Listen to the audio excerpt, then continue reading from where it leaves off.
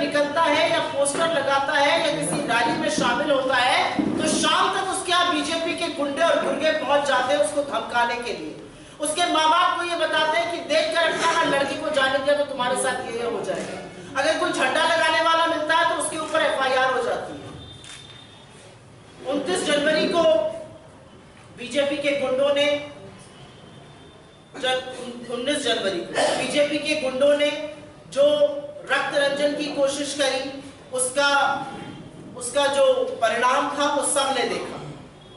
11 अगस्त 2022 को सुदीप रॉय बर्मन, उन पर अटैक हुआ रानी बाजार एरिया में, और वो तब पुलिस कस्टडी में थे, पुलिस की अरेस्ट में थे। पुलिस के सामने, पुलिस के रहते हुए, पुलिस की उपस्थिति में अगर अटैक होता है तो वो नियोजित तरीके से सरकार द्वारा कराया हुआ अटैक है, सरकार द्वारा कराई हुई हिंसा है। प्लीज फोन साइलेंट में करिए। 8 अगस्त को कैलाशहर डिस्ट्रिक्ट कांग्रेस प्रेसिडेंट का ऑफिस वैंडलाइज किया जाता है, कार तोड़ी जाती है, पत्थर फेंके जाते हैं। 12 जुलाई को यहां पर हमारी कोलीग है सरिता जी, आशीष साहा जी, जो चुनाव लड़ रहे हैं, एक्स MLA हैं, 3 बार के एक्स MLA हैं, उन पर पत्थरबाजी होती है, उनके सर पर चोट आती है। 26 जून को, और ये वाकया आप सब लोगों ने कवर किया है, ये इस देश के लोकतंत्र पे बहुत बड़ा धब्बा है।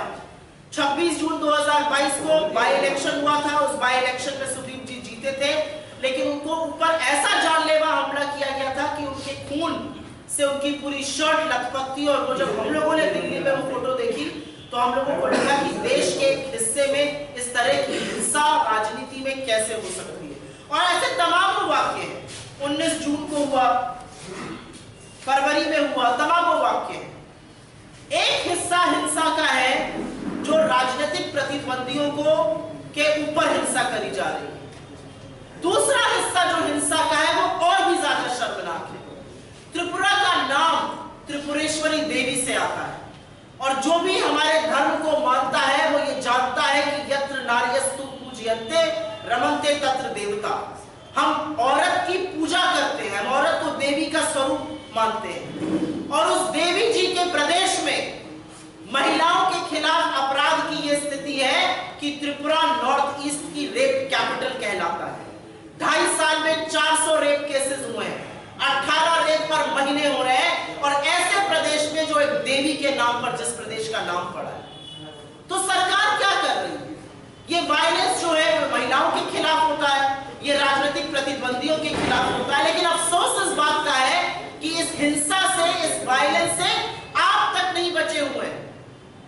जो पत्रकार सच बोलने की हिमाकत करते हैं, जो सच बोलने की हिम्मत करते हैं, जो हौसला करते हैं, उन पर भी अटैक किया जाता है। 43 पत्रकारों से ज्यादा पर त्रिपुरा में फिजिकल असॉल्ट हुआ है, उनके साथ शारीरिक रूप से हिंसा की गई है, उन पर हमले हुए। और ऐसे तमाम ऑफिसर्स हैं जिन पर वैंडलाइजेशन हुआ है, जिनको जलाया गया है, जिन पर हमले किए गए। मैं स्पेसिफिक नाम नहीं दूंगी, लेकिन जैसे हल्लापोल का ऑफिस हो गया, देवी देशों कौथा का हो गया, प्रतिबोधी कॉलम का हो गया, ऐसे तमाम ऑफिसेस हैं। तो क्या त्रिपुरा में विपक्ष भी सवाल नहीं पूछेगा? सत्ता पक्ष से मीडिया भी सवाल नहीं पूछेगी, और महिलाओं के ऊपर आप अपराध करते रहेंगे। चुनाव के बहुत सारे मुद्दे, हम इस चुनाव में बहुत सकारात्मक तरीके से बिजली की बात कर रहे हैं, रोजगार की बात कर रहे हैं, डेवलपमेंट की बात कर रहे हैं, जुमलों से आजादी की बात कर रहे हैं।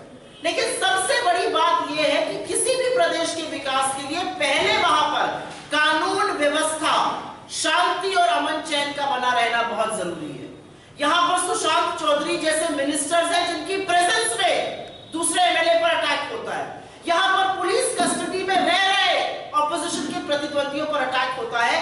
इसकी इजाजत एक सभ्य समाज, इसकी इजाजत एक लोकतंत्र कैसे दे सकता है?